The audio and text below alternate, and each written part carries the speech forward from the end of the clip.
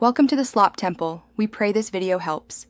You start by choosing the two goods to compare and set clear units for each axis so numbers mean something. Next, plot the maximum output points for each good on its axis. That defines the intercepts. Once done, plot 3 sample production points, one specializing in good X, one in good Y, and one inefficient point inside the frontier.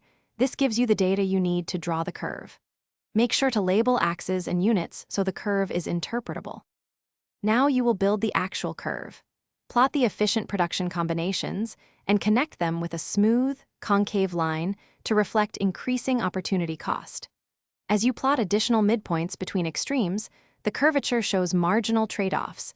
Explain why one more unit of X costs more of Y as you move along.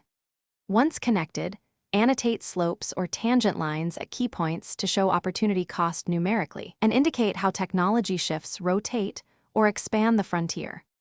Finish by clearly labeling efficient, inefficient, and unattainable zones, and shade the feasible region so the viewer instantly sees what production combinations are possible.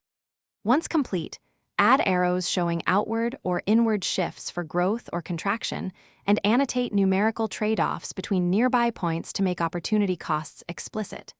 If the curve looks wrong, check units and data points first.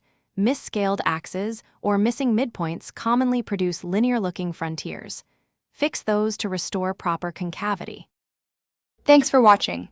Consider subscribing if we helped you.